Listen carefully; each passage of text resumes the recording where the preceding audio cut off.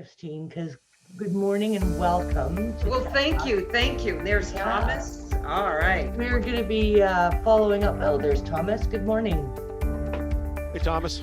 We're going to be following up on last week where we started the top 10 trends of 2021, but only got two done because we were having such a great discussion about, of course, AI and the machine learning part of that. And that was the when we got, I think, into the fraud um, suspension of bank accounts and cards and them recognizing the stuff like that being flagged. So that was number one and number two.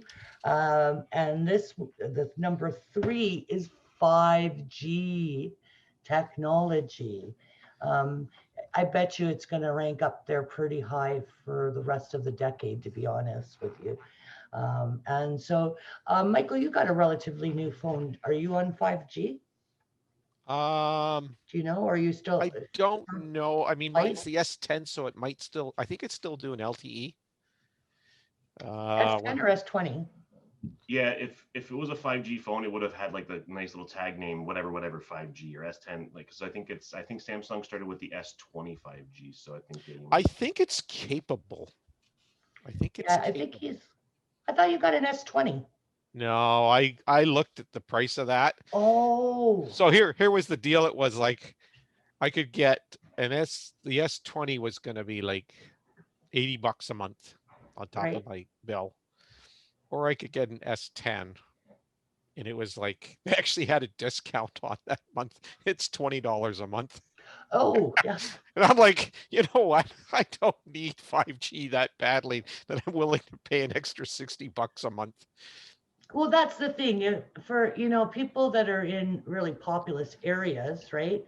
Like downtown Toronto, Hamilton Hub, anywhere in that southern Ontario. And I would think that you'll be very well suited in Windsor as well, eh, Thomas? nope. No? Oh, you We get are crappy? the last of the last. If everybody else in the country gets it, they wait 5 years and then give it to us. Okay. Yeah, but how is your range and like do you have a lot of blackout Coverage, spots well, or coverage is good. I mean, for the networks we have, coverage is good, except I think wind is the one, but I think wind is like that pretty much everywhere, right? I mean, they're still building yeah. their network, but with the major ones, coverage is good. I haven't had too many complaints.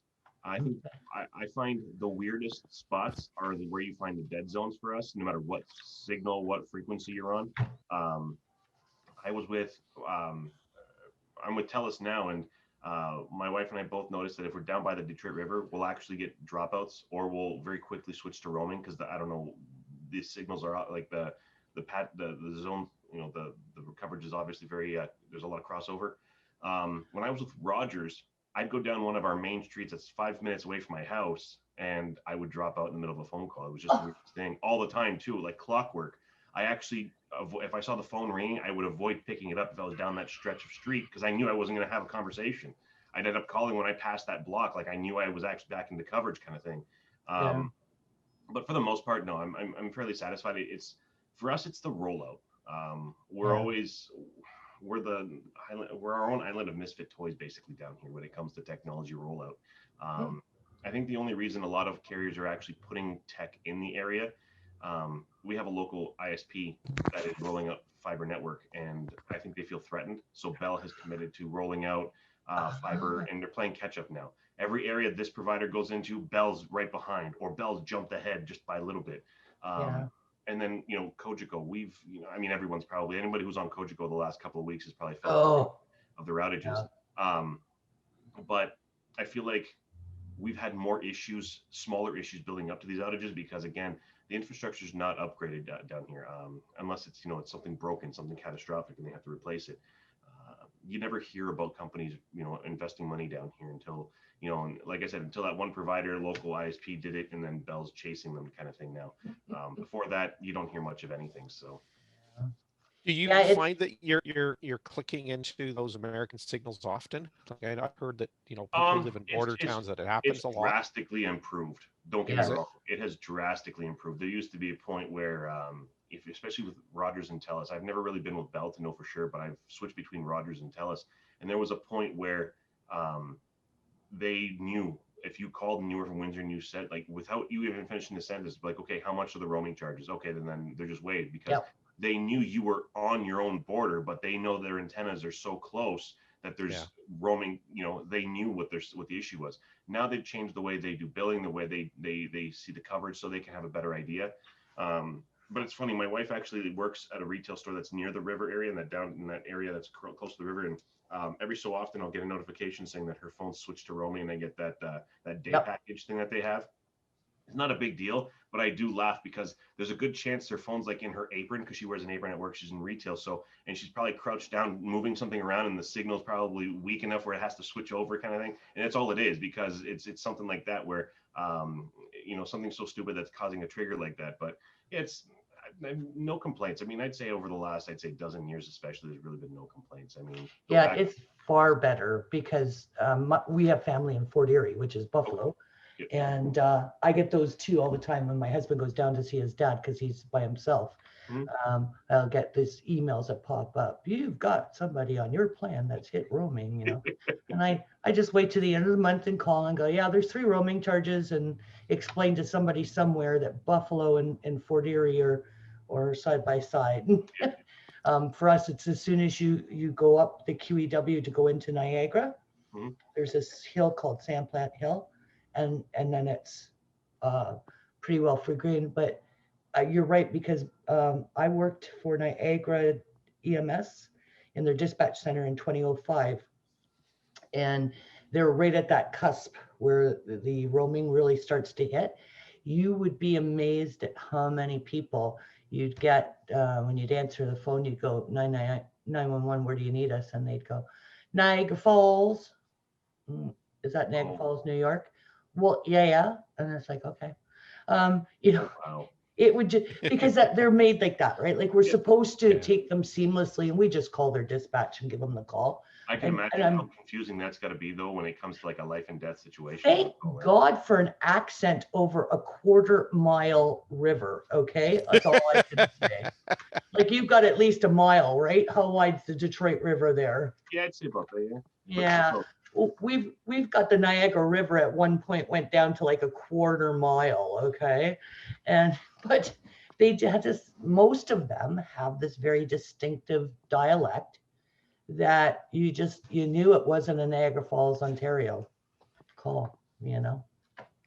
It's also confusing when the city on both sides of the border is got the same name. Yeah.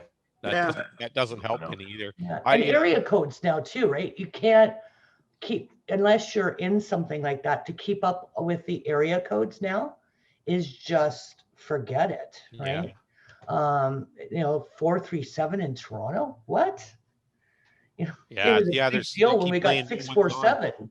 They're just putting numbers together to expand the coverage of capabilities. I used to use a company called they went out of business last year, unfortunately, because of COVID, but it was called Roam Mobility. And I would just change my SIM card while I was sitting in the line at the border. So this one time I got to the border, and it's like, we drove through, and I'm like, okay, well, can't do the SIM card. And usually I stop at a liquor store in Buffalo, but it was actually Thanksgiving Day and the liquor store was closed. So we kept going. And then finally, when I got to Erie, we stopped, had a bite, and changed the SIM card. And a couple weeks later, I get this bill from Bell. $80 from Buffalo to Erie. That's like an hour and a half. This is your phone you were making, you were roaming, you were using all these apps and stuff. And I'm like, oh, your data was being drawn data. I'm driving down the highway. I'm not using my phone at all. I'm not paying this. It's so data. They said, well, did you put your phone in airplane mode? And I'm like, airplane mode? Why would I do that? I'm driving. I'm not putting my phone in airplane mode. I'm driving. My eyes are on the road, right? Yeah. So they did waive it, but you got to be like so careful, because you go, well, I'm not using my phone. I'm not using any apps, but there's all that stuff running in the background still. Yep. And if you haven't turned off data, there was $80 because they're charging like 75 Charge cents. by the megabyte. They don't even charge by the gig. It's like 10 cents or 15 cents a megabyte.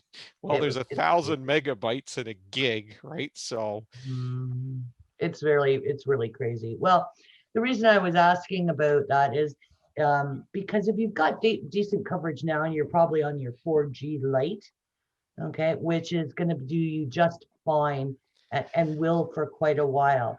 But areas that have had no internet or have a lot of areas that block out, right? Like we've got I don't know if you noticed, Michael, going up the mountain escarpment accesses. I always drop calls. So oh, it's do kind you? of like, yeah. So kind of like Thomas says, I know not to initiate or any kind of call during that area, right? But other than that, it's pretty darn good. And so with 5G coming out, it's going to be quicker, uh, less latency, which would be amazing. None of this lagging stuff, right? But I think where we're going to see most of that go to are things like the autonomous cars, remote surgeries, where of course you don't want any delay or uh, drop in data or anything like that, right? Like that'd Yeah, be the bad. patient's open. Oh, well, Yeah. Oh, just got to lost my reconnect. My connection. audio went, right? Yeah. And so but you know what they're saying is that by 2025, there'll only be 15% of the world connected to 5G. By 2025? Yeah. And that is the GMSA or GSMA. It's the global mobile operators. They've got this think tank group of 120 companies. So these are operators. These are cell operators that think that their estimate from a research study is only going to have 15% of the people Wow. connected to 5G. So don't worry if you're on 4G late, like don't be throwing your phone out or, because it's going to be quite fine. The thing is it's the infrastructure's got to get built. It's almost it's to a point. It's almost to a from scratch situation. I mean, not to say it's completely, but it's really intensive to do the upgrade. Plus, the other thing is you've always got to realize that there's going to be some regions in the world that they're going to take twice as long. So that's why that 15% and all that, because I worked for, years ago, I used to work for BlackBerry and I was part of the group that helped launch new carriers or cut over to, upgrade. And there's certain areas, and it happened most often. The unfortunate part is it happened most often in certain regions, mostly in South Africa and other African countries where there was a coup almost every week and something had gone on and there's some kind of damage to the tower or, some other at one point there was a couple of countries, obviously they're territories of France and everything, right? So what ends up happening is one will a new carrier will take over the responsibilities from that. So it becomes one carrier that was like a French subsidiary to the next one, and this and that. Or you even talk to some of these people and say, yeah, we had a military attack on the office and our antennas came down. They had to basically rebuild from scratch. It's the same carrier, but they had to rebuild everything and they've got to reinstitute the services. And so, I mean, there could be a lot of that in those certain areas that, delay the upgrades, right? And it's not just in those areas sometimes. Nowadays, hey, let's face it, with all the tinfoil hats being worn up, they're saying that 5G is the reason for what we're in right now. There might be a lot of other places too. I mean, the hard reality is you might get some of those situations too, but I'm surprised they're actually saying 15% by that point. It's going to take a while, but when it does, the improvements that we're going to have and the capabilities of what we can do will be huge. Like you said, autonomous cars, big leap. It's going to be one of those generational leaps of what we can do in technology. Yeah. What they're saying, how it can penetrate, how it can travel, latency reductions. Yeah, it's going to be nuts. And that's what they were saying, that for the autonomous cars, it probably will not be the software of the car itself that runs the car that's running on 5G, but it'll be the data that it can collect from where's a car beside me, what's the light going to do in front of me, what's, all that kind of That's just it. It's the traffic intelligence that patterns. it can't gather the information people compute. Sure, it has the techno. We have the capabilities probably to do the computing, so it can know how to react. But in order to gather that information from car to car, like you said, there's not enough. There isn't enough bandwidth out there to allow that much traffic control. It's interesting you mentioned the data from cars because I was watching a story on CTV News 1 or 2 nights ago, Hmm. and there's a Canadian Association of Independent Garage Owners, Garage, okay.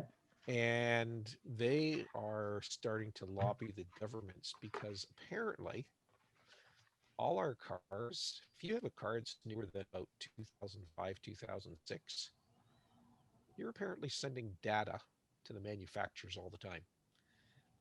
It's just you're going down the highway and this data is being sent to whatever car company brand you are. And what they're doing is they're using that data. I mean, they can do a lot of things with the data, but it's collecting information on your vehicle performance, all those kind of things. So if there's a known problem with an engine, for instance, they know how many of those engines in X models are having the problem. So why all the lawsuits? Why can't we fight in them? Because what's happening is the car companies are getting that data and they're not sharing the data. They're saying it's our information. And now Proprietary. these groups are going, wait a sec. If that information is being sent from my car, is that not my data? And if it's my data, why don't I have access to it? And so if I should have access to it and I decide to take my car to a different repair shop, they should be able to have access to that because they may need that data in order to analyze a problem and put a fix in place. So they're saying that these car dealerships are now getting an unfair advantage. And of course, once they have that advantage and you have to take your car to the dealership to be fixed, Hmm. obviously the repair costs are going to go up because you got a monopoly going on. So that's really interesting though, what you about this car, data Yeah, collection. Who owns the data, right? That's a that's huge a good. question. Yeah, who's intellectual? Because it becomes like intellectual property, doesn't it? Yep. From where it's generated. Um, and that's interesting that you say that because I bet you there's something. Has anybody really ever read when they bought a car? Come on now, right? And because Microsoft does it all the time. Hey, so we can help you better. Are you willing to share your info? Now they have to ask, but You have to right? ask. They have to ask us if we were willing anytime there's an error or every once in a while. I guess they just get information from our computers. But I bet you there's something in those car sales sheets that are 18 pages long with print that's like 2 fonts, right? That says, just so you know, we're collecting data from you, and we're going to use it as we see fit. But thanks, but it's not yours anymore. Yeah, you know what? And that works with the first sale. But when you buy a used vehicle, you didn't agree to anything with that manufacturer. Okay. And the manufacturer technically doesn't own the vehicle anymore. So when that car gets resold once, can they still collect that data? Because they don't have a deal with you, Hmm. Good, right? good question. Yeah, that's a good one. Yeah, I don't know what the answer is, and I bet you they'll be fighting that for the next 20, 30, 40 years, right? Oh, yeah. Trying to figure out. Um, but I just in the car, and we'll have to do something on that because those recalls are crazy. When it's shown in one country that there's a recall necessary, people in the other countries, so Canada and the US, right? So let's say they find out that it's a recall in the States because there's been enough people, but because it hasn't been reported enough in Canada, it's not a recall yet. And it's like, it's the exact same problem. They're the same cars. They're just made on different sides of the border, you silly people. You know, so that'll be interesting. So Okay, so that's 5G technology, and I know we're starting a little later, but blockchain. What do you guys know about blockchain? I know the word, know it exists. That's it. Okay, What it is. oh, okay. How about you, Christine? Christina? Christine. Oh, you're on mute, hon. I might know how to spell it. No hyphen. I have figured that out. It's all one word. Yeah, really. Block, as it block chain. Chain. Yep, two simple words, blockchain. I am curious as good old George. Okay, good, good. And I'm sure Andy has quite a good handle on what that is, if he's around. And Thomas knows why I left him to the end, because I'm sure he's got a really good. You'd think so. Oh, No, okay. I know very little. I've just scraped the top of it to really understand what it is. I mean, it's something I haven't really looked into to know much about. I just know that what I've looked at very quickly, it makes life a lot easier when it comes to doing a number of things. Like it's going to help out with banking transactions. It'll help out with even right now when we go to e-signs, e-signatures and everything. It helps Mhm. out with audit trails. It's a very helpful technology, but um, I know what the bottlenecks are. I haven't gotten that far into reading as to why it hasn't been adopted so as quickly as it could have been. I know. But no, for right now, what we're in right now, I'm surprised also too that it hasn't grown. The popularity and use of it hasn't grown by leaps and bounds. Yeah. I just don't know what the bottlenecks are. So And that's one of the things is that it's self-governed, right? So blockchain is that now it's having. I'm going to do a preface here. It is one of the most secure ways to send data. It's not infallible or unalterable, but it's as close as you're going to get right now anyway. So what blockchain is that it takes data in blocks, seals them together, and then takes another block of data and connects them by a chain. So for you to be able to alter any of these blocks, you'd have to do the whole chain because it's chronologically put together. So if you go down here, the second row and go, whoa, there's a problem here. We'll just put something in here. Well, you can't because everything behind it has to change, and it won't automatically change because it's in the sealed box, if you will, right? And it's just chained to each other. Isn't that like a zip file? Where in the old days when there was limits on data, you could take a file and say zip this file. And what it would do is break it into smaller pieces. And then you could send those smaller pieces. And then whoever was receiving it at the other end would also use the zip program and use the unzip function. And all those files would then be reassembled and the file would be back in its original format. Well, I'm not super familiar. Like I get the concept of zip, like you're talking, right? Because I've used it quite often. But this is not meant to be changed or altered, right? This is meant to stay the way it is so that it can easily be audited. And that's exactly what Thomas was saying. So it started by this, it was a group. They don't really know who the person is, right? With cryptocurrency back in the late 2000s. Okay. And it's so that they could self-regulate these transactions that were happening in this cyber world only. Okay.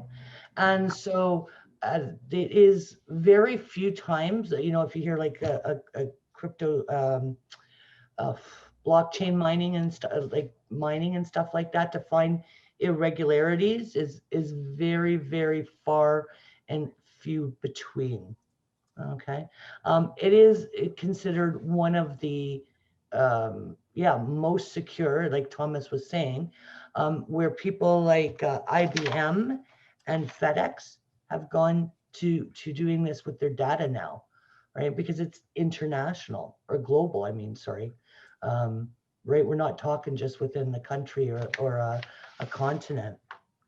So it is a pretty neat stuff. So I think you're going to see a lot of it more, and I agree with Thomas. I don't know why we're not seeing it now, right? Because it it just seems, I don't know, it just seems so common sense to me. Is that? Yeah, it does. I mean, the security you have with it, the auditing capabilities.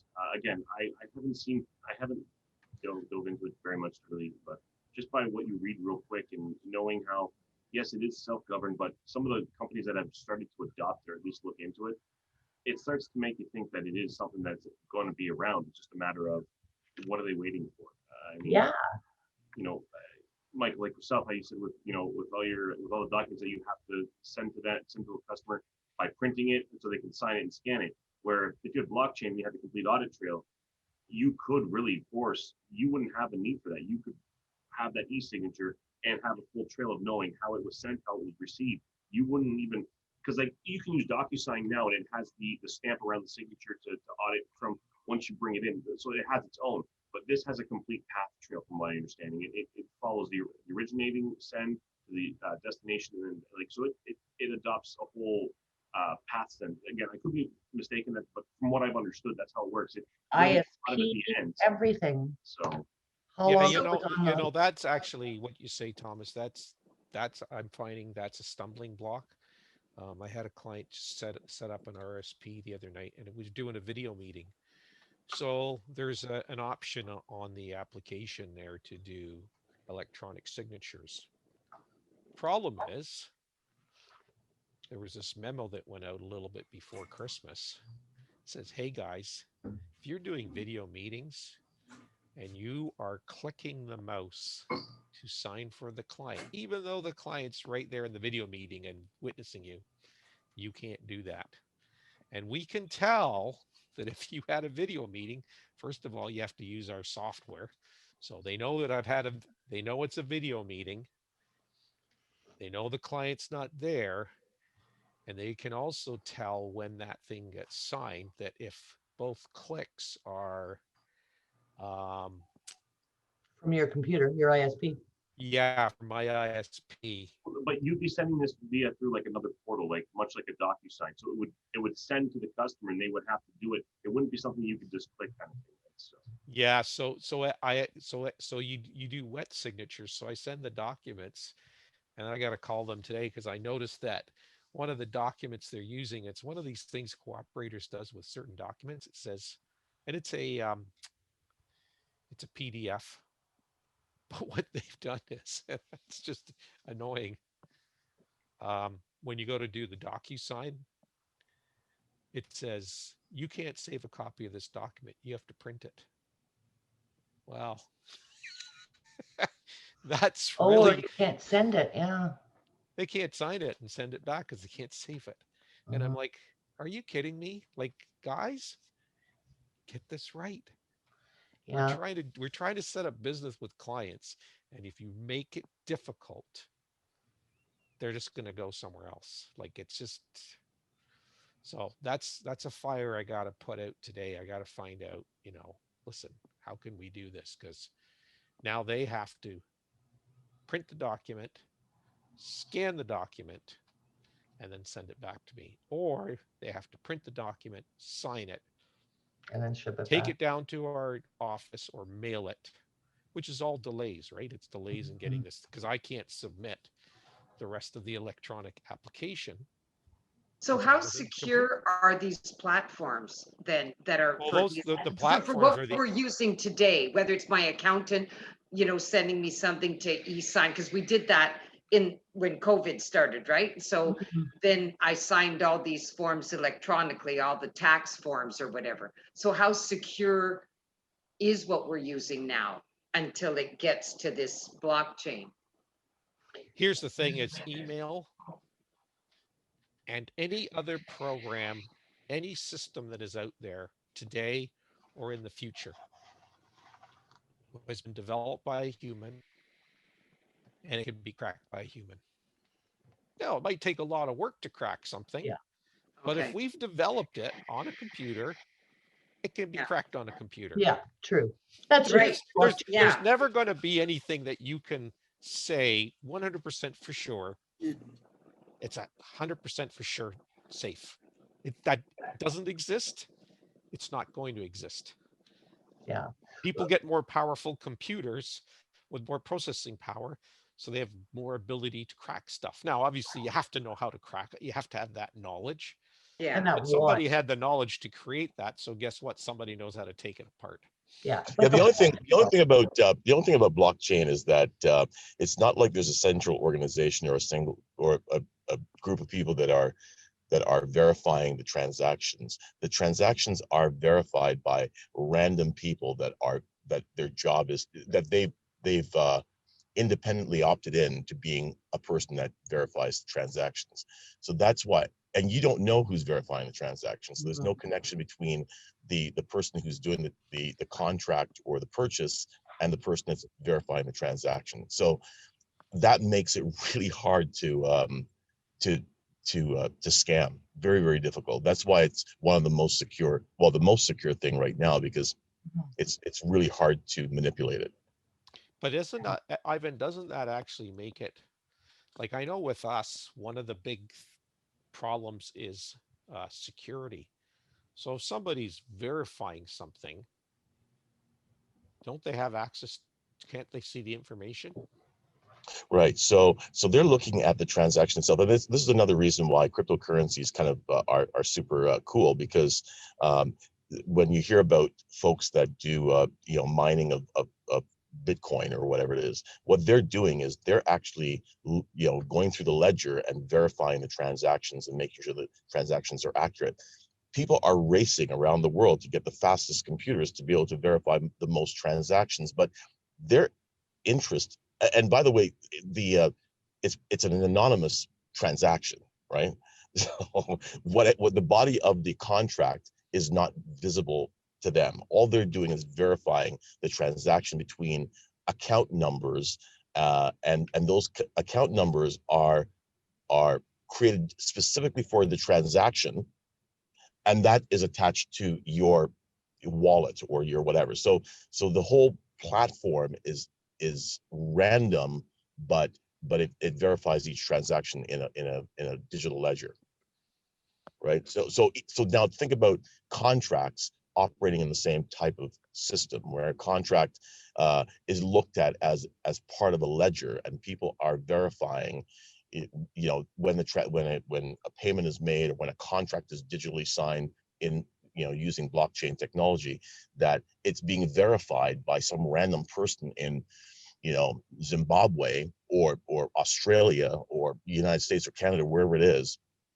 That's where it's being done, or the Middle East, and it's somebody random whose job is, and they get something for doing those transactions. So their interest is not in what's in your contract.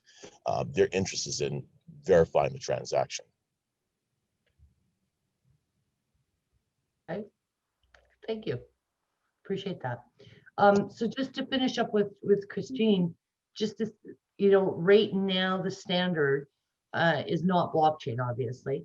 The standard for security on the web is the same as the bank, which is the 64-bit, right? Security. And so when you're looking in your address bar right now, I don't know. I don't have my Zoom up. Is it a secure site, guys? No. Anybody else got their Zoom up? No. Yeah, It's it's not. HTTPS. Yes, it is. Oh, okay. All right. So it is a secure. So you'll notice up in the top, it has like a little lock first. Yep. And it's closed. Yep. And then it's HTTPS. That's telling you it's got a security. And so when our lawyers and our accountants, because I did the exact same thing with my accountant this year, my husband and I, right? They're going over those kind of secure um, secure platforms, I guess is that the proper word, platform? It's a secure website. Website, thank you. Okay. Now the problem is when we start emailing, because email is not got that kind of security. All right. So that's the one that you've got to watch. So if somebody asks you, you're doing business with a trusted vendor, right? Or one of your clients says, oh, just let me email you my visa so we can get this done. No, right? Yeah, it can't be done that because it isn't secure.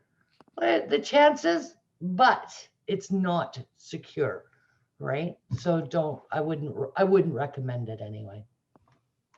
Anybody else got anything to add to that? There are ways. I mean, there are services you can buy a certificate. You can buy an SSL certificate to create your security. There are programs and services you can buy that basically create and they're truly made for secure file sending and receiving, basically via an attached email. I have an accountant who actually used that service quite often.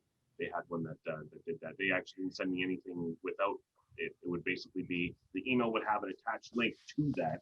And for example, the code to unlock it would be something secure. Very, the argument is, well, how secure is it? But it would be, the 4 last digits of my social insurance number. So I'd have to remember my social insurance, and I would have to remember the last 4 only, and then that would be the code that unlocked it, right? So, and again, nothing would be sent back and forth without that link. Like they would send me a link of my own, so I could send them documents, kind of. So there are ways and there are things to do to secure your email. I've had vendors like, "Oh, send me your credit card information." Are you kidding me? Or they don't think, like, they just, a lot of times, other times I've even said it out loud, like, "Do you want me to send my credit card?" Not over email. Like, yeah, I guess you're right. Like, you just sometimes it's second nature, right? You just say you want to get, you just want to get something done and over with, and you don't think about it, right? Yeah, your transaction. I'm guilty of saying it. It comes out of my mouth, and naturally, like, yeah, it sounded pretty stupid right there. So Why did I say that? Even if a client calls in and we do like a transaction over the phone, sometimes that happens for some things. And as soon as we're done, that piece of paper, that's got to go in the shred it box. Like that, you cannot keep a credit card number, any of that kind of stuff on like access to anybody. No, absolutely. I mean, yeah, you've got it, because if you do, you have to fall into those compliances for what is it, PCI compliance, I think, or something like that. It's some kind of compliance. Oh yeah, Canadian servers and yeah, you've got to have, same thing. Even if you're storing it on like a CRM, you have to have the software you use has to have those compliances in order to store it, and this and that. Like my credit card just recently expired, and I had called up my supplier, and he's like, "I got to give you a new number." He goes, I go, "Let me just give you the new expiry date," because a lot of companies I have just need the new expiration date because they're able to keep the file on the card on file. Like, no, I got to do it all over. I'm like, "Are you kidding me?" I go, "It's not a big deal," but I go, "It just sucks for him that he has to go through all the extra steps, where half the other ones are just, oh yeah, just give me the expiration date and the new 3 numbers on the back." But I mean, each system's different. I mean, as long as they meet that compliance, it doesn't really matter how they work it. But I think it's a matter of permissions set after the fact once they. That could be, yeah. And that there's still companies in certain industries that aren't regulated. That compliance? What's that? Oh yeah, I mean, that exists, right? No, and you're right, and that's the thing. Like, I mean, fortunately, it's those. Unfortunately, those are the types of businesses that.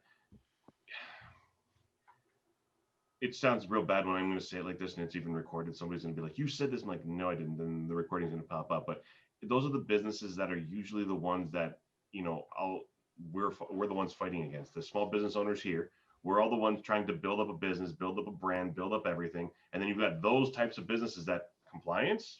Sure, we're compliant, and then they're the ones that are giving our businesses a bad name, right? They're the ones that, as an industry, somebody, exactly. They've said that, well, I've used this company before, and they did this and they did that, and you don't hear them saying anything about lost credit card number, but you just hear the other horror stories, and you think, it all is just one big trickle effect of, it's one big house of Yeah. cards that just came tumbling down on you kind of thing, right? So No, I mean, being compliant nowadays, it's just it's really important. You really have to be careful, make sure that And you're crossing your T's, dotting your I's. and It's there's just, nothing wrong with that. yep, There's, it's the absolutely. cost of doing business as business owners, but then it's also the cost of, for a client, it should be the cost of reassurance. You mm-hmm. want to save, Absolutely. you want to save a couple of bucks, I get it, but if you're willing to pay half the cost, what are you risking to lose?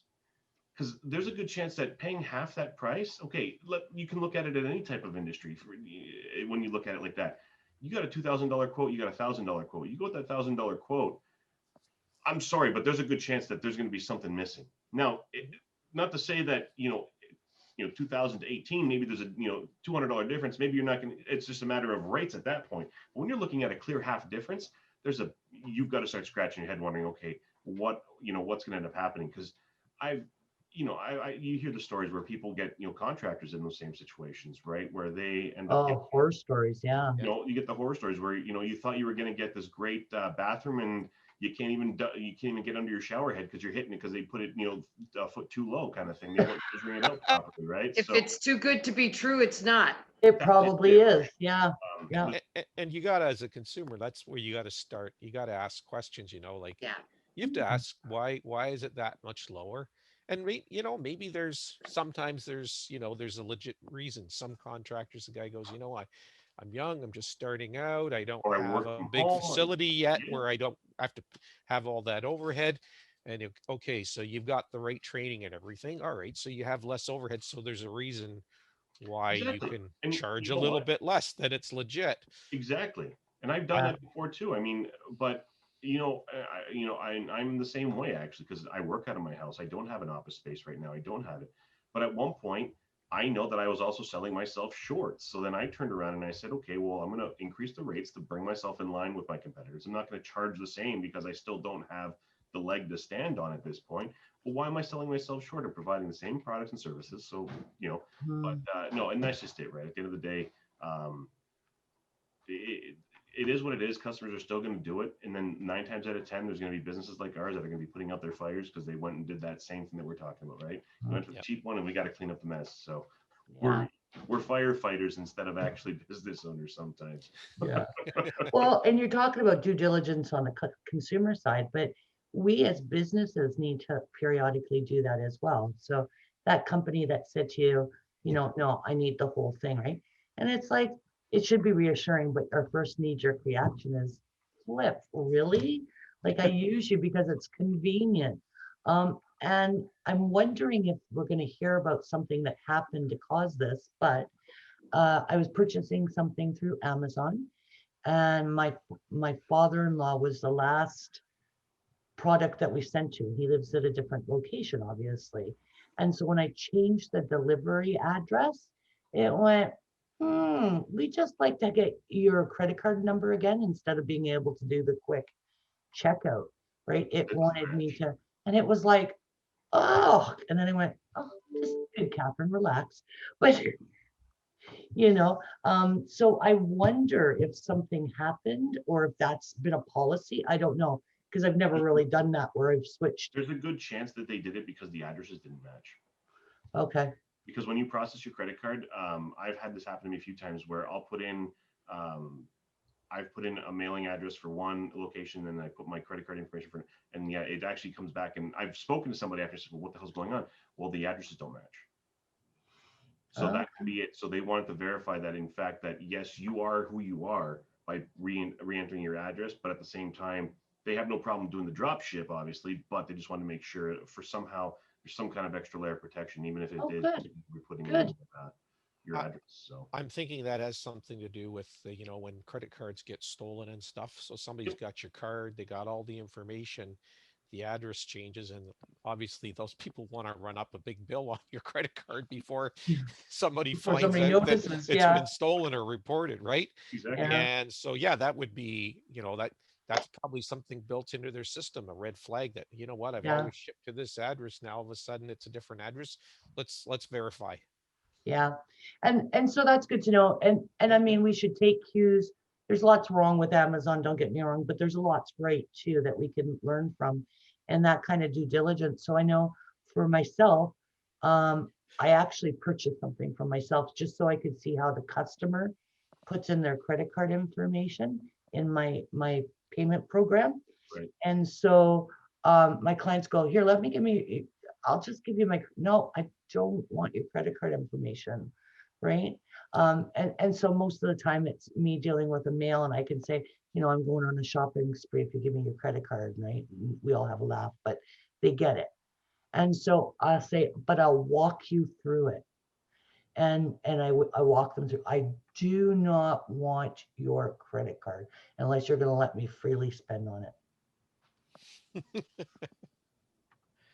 Because I got lots of stuff I want for the new place, but that's like me. I won't, if I'm setting up a new policy for somebody, no cash, because everything's got to be for compliance. It's all got to be traceable. That's come from a legitimate source, right? Not proceeds of crime or something like that. And the way you verify that is when it comes through bank account or a credit card. And that compliance already has to be done somewhere within that chain beforehand. Yeah, who wants filthy COVID cash anyway? Ugh. Well, I use cash when I buy stuff at the store. Cash is dirty, dirty, dirty, dirty. No, it's not. I can't remember the last time I paid cash for anything. I go to the store, I pay Dirty. cash. I did it at the dollar store just the other day. I think I just got 2 loaves of bread and a bit of chocolate. Came to $5 something. I won't use my card for that. I use my debit card. I just tap my debit card. Like I have. I'm not paying $1.50 for every transaction. Sorry. $1.50. $1.50. What? You don't pay for every transaction? I do. Okay, talk to your bank. You got a problem with your bank. Yeah. No, every time you use the debit card, there's no charge. No, there is a charge. And here's the other part of it too, is I've talked to my bank. They wanted to put me on one of these plans for X number of dollars per month. And I went, you know what? Guess what? What I pay for the 2 or 3 withdrawals I do a month, way, way, way less than the plan you want to put. Oh, yeah. Yeah, well, withdrawals, those are different. But every time you use your debit card, there shouldn't be a charge. I have never heard of that. It's a withdrawal. No. Well, talk to them again, because that's wrong. I don't want to use my card at everything anyways. I prefer cash. I just, Ew, you know what? Cash always works. You get to the store and the machine's not working because it's down today, and there you got a cart of stuff and you go, well, now what do I do? Okay, I always have cash on me. Yeah. And I forget that I have cash because I have it for so long. I always have, $10 to $20 in with me. But like I'd go, oh, what am I gonna do? And then they go, oh yeah, I have cash. Maybe sometimes. If I have backed out of a Tim Hortons line when they haven't had a card, their card reader wasn't working, and then got half a block away and went, oh, I have cash. Yeah. Hey, Kathryn. Yes. Oh, sorry. I'm hearing my echo. Anyway, it's interesting that they're saying that cocaine, feces, the contaminants that cause acne, and dog spit are the stuff that's on a lot of money. A lot of money is contaminated with that stuff. But they're saying that there's very few dollar bills don't have feces or cocaine on them. Or urine. Oh, I can't even imagine. You got to go to the bank machine. They all come out brand new. They're clean. Yeah. So what when you want somebody. What, Michael? They don't use the 20s that you put in. That's right. And then when you use your cash, you get cash back. So there you go. Yeah, and Christiane, when you see somebody, they pull out that wad of cash and then they lick their finger. Oh, I know. Ew. So think about how many different people's feces together on that bill. Anyway, I'm going to leave it there. Okay, then don't forget, go to Costco, go to the grocery section, try to open the plastic bag to put your fruit in and lick your fingers. So there you go. I'm going to end with that one.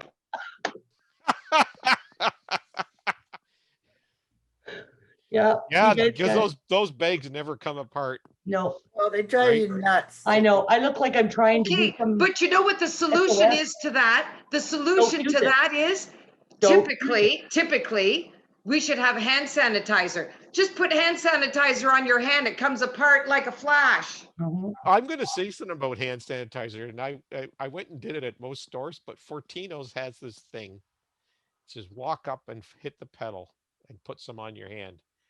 I don't know what kind of oil these people are using, but you get a squirt on there and your hands are like slime. And I'm like, the one day I went in the store, I actually had to walk up to the bread section, and they had a pile of napkins there. And I'm like wiping my hands and everything because this stuff is like slime all over my hands. Yeah. I mean, the proper stuff that has like the alcohol a bit in it, you wrap it in it. It is. I don't know what 14 is using this horrible stuff. Like I won't even touch it anymore. Hmm. But That's yeah, why I carry my own. That way you but what you said, Christiane, about people with the bags, yeah. you go into the produce section where those bags are being used, and you see people and they go like this, but they got a mask on and they're like, It's so funny. right? Because everyone's going like this to try, like, and wait a sec, I got a mask on, I can't do So that. so thank goodness you had the mask to protect you. Like seriously, right? Yeah. But carry your own sanitizer. That way you don't need to worry about everybody else's. It's Yeah, all because most of them are pumps anyway. Not many have the sensor ones, or I've never seen a foot one, but that would make sense too. Then I'll use them. But if I gotta stand there and pump, because you ever pump what a 4-liter jug, man, it's got power behind it. It's like, Well, here's the know? stupid thing about it. You're going up there to use sanitizer to sanitize your hands. Well, how many people have touched that pump today? Yeah. How about you just yeah, not, hold on. how about you just don't use the hand sanitizer? You don't expose yourself to it, and you just pass on it. Yeah, but that doesn't make I sense. can't tolerate You that pump garbage in it. my hands anyway. Like Oh yeah, because you're allergic. Yeah. Like I would have to literally go and wash my hand to the nearest bathroom and wash it off. Like I And can't. that would be better than using hand sanitizer. Yeah. And for me too, like, well, if for me it's anything sticky, like even when I put on moisturizer or any kind of body cream, stuff like that, I still have to literally scrub my hands to get it off my hands because I can't tolerate it. Oh wow. Even something like ice cream or something, if anything's sticky, I can't handle it. I have to wash. But if you guys, sorry, just to finish that conversation with, if you're hitting the sanitizer, you've got hand sanitizer in your hand, you're doing this and this and this. So it doesn't matter that you touch the top. It shouldn't that you touch the top of the pump because you're cleaning your hands. You're right. You're right. It shouldn't. But the thing is, now that you've touched it, boy, you'd better be scrubbing and singing happy birthday 2 times. I mean, Well, whatever. With hand sanitizer, you got to go until it dries. Yeah. So right? who knew that soap would be the basic remedy? There you go. Just The use basics typically are the best, as long as you do the minimum 20 seconds, right? And do all those awkward little locations. There you go. All right. Well, we got 2 more done today. Nice. So next week we're going to get into virtual reality and augmented reality. And did you just say IoT? Internet of Things? Is it just you say IoT? Yeah, you could just get away with IoT, yeah. IoT? Okay. Which stands for the Internet of Things. So that'll be the next, because I have a feeling I'm feeling a trend here. 2 subjects a week. I could be wrong, And then that's why, and then the argument with 5G, like our conversation where 5G and IoT, like once that starts to implement, that's where you're going to start seeing massive changes in the yes. Well, because everything 9 times out of 10 those devices need, very rarely are they hardwired. They all require some kind of wireless connectivity. And now, yeah, they're going to be internal to your house, but then they're also going to need again, back to the car thing and everything. Manufacturers are going to use those opportunities to be able to push updates to those devices, right? So Thomas takes butter out of his fridge because it's in the butter tray. He takes that at 8:15 every morning and he puts it back in at 8:20. And he uses 2 pounds of butter a week because we noticed the sensor there when the pound of butter got down to almost zero, and he put a new one in, and he used 3 Okay. pounds of Do you butter. mind them knowing about your butter consumption? No. with the fact that with everything else I've given this world, what's one more thing? I mean, Facebook basically has given them everything except the cavity search and a prostate scan. So what's the point? Okay, on that note, I want to. Yeah, I usually find ways to end conversations. thank you, Thomas. Yeah. Catherine, I want to add one thing, and this Yes. goes back to something that we talked Something about quick, in yeah. AI the other week. So I bought something Mhm. from this company just before Christmas, and it arrived and everything. And now in my Facebook, and I never went to their Facebook site or anything. Now my Facebook, every day I get ads from that company. Because I was researching all these things. You should see the great stuff that I get now on my Facebook feeds, right? And so it's funny, I'd never seen an augmented reality, anything of it. And now I see these great commercials and the usage, it's actually for a training school. So wait till next week, guys. It'll be fascinating and see what you see about this stuff. So again, Internet of Things, augmented and virtual reality. Okay. All right. So this afternoon, members, we have Ivan, what are you doing this afternoon? You're on the second. That's right. Yeah. So today's the first day of the new sales training. So that's fantastic. That's for members. So please join us at 1 o'clock and be ready to not just listen but do some work. Workshops. Yeah, that was what he was really big about last week. That's right. Thank you. And then Monday morning is, of course, coffee with Ivan or mastermind with Sherry, both at 9:30. It's still going to be January, so you don't owe anything, right? But if you haven't paid and you'd just like to join, it's $25 on this Great City website. And it takes care of the transaction all on the website itself. And that's Monday. And then Wednesday night is Investment 2021. Go figure, right? It started last year, but it's actually now. And it keeps throwing Stephen off. And they were talking last night. It was a really great conversation if you were there, like Maggie and Ivan and I, about starting an investment club. I think you and I need to talk about that. I got to set some time up with you to talk about that because we talked about it briefly last year. I missed this meeting last night, which I don't think I'll ever be able to get on just by sheer schedule. But Yeah. I definitely have to talk to you because I am interested and I want to see what Awesome. what's required. Yeah.